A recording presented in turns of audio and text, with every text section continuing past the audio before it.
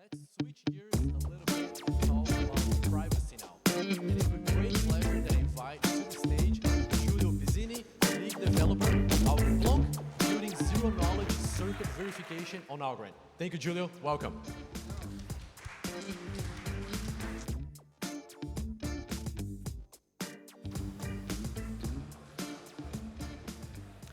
All right, AlgoPlonk.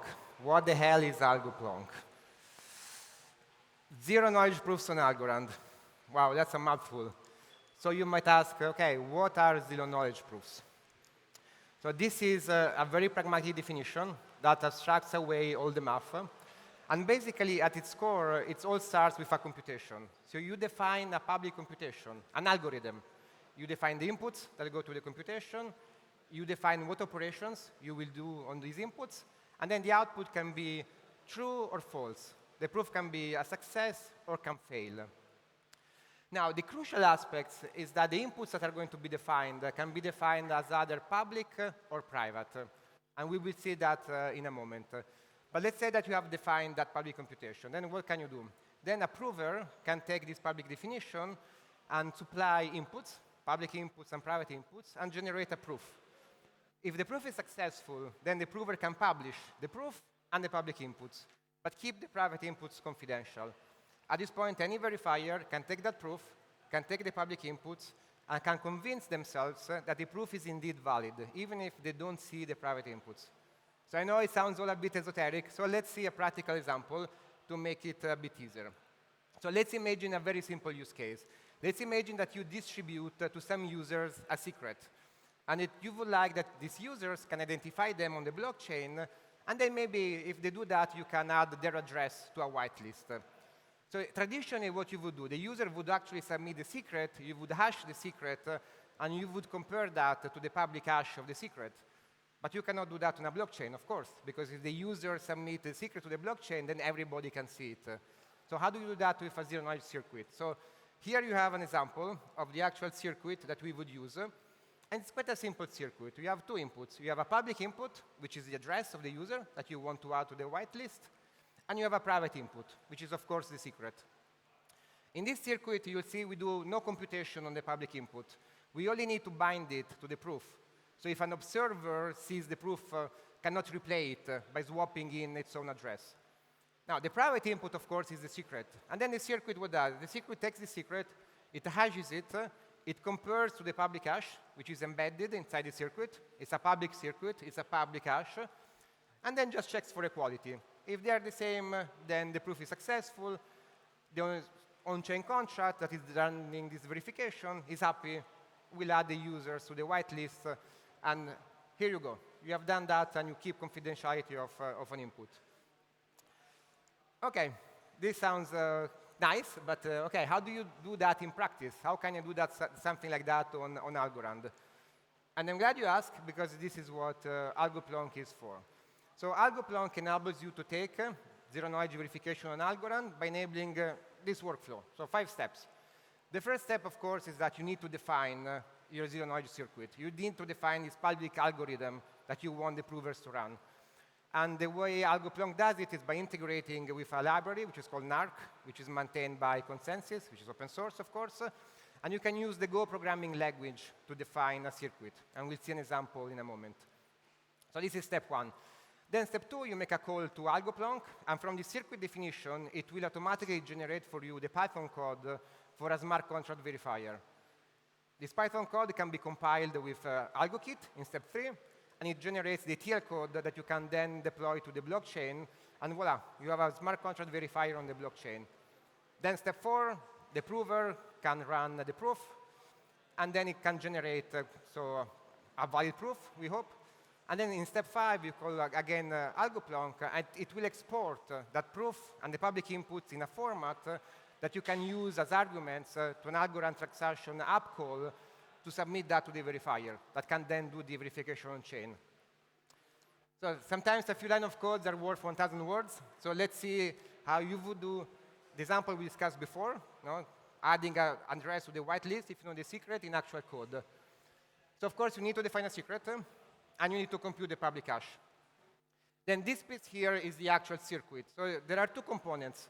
The first component, you simply declare what are the inputs. So here you are declaring one public input, which is address, and you're declaring one private input, which is the secret.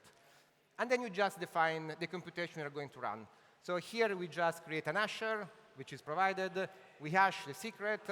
We compare the secret for equality with the public hash, which we embed in the circuit. It's public.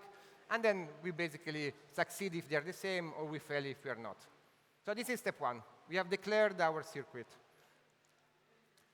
Now, in step two, we want to then generate the Python code for the smart contract verifier. So when you use a protocol like this, you operate on an elliptic curve. The AVM today offers two elliptic curves, BN254, BLS12381, so you can choose one of these two. In this case, I'm choosing BN254. Then I'm making a call, basically, to AlgoPlonk. I'm passing in the circuit, which we defined in the page before, and it generates a compiled circuit from which, with another call, we can generate a file that holds the Python code that we are interested in. So that's step two. Now, in step three, we simply call AlgoKit. We can call it from AlgoPlonk. We can call it directly from the command line, however we like it more.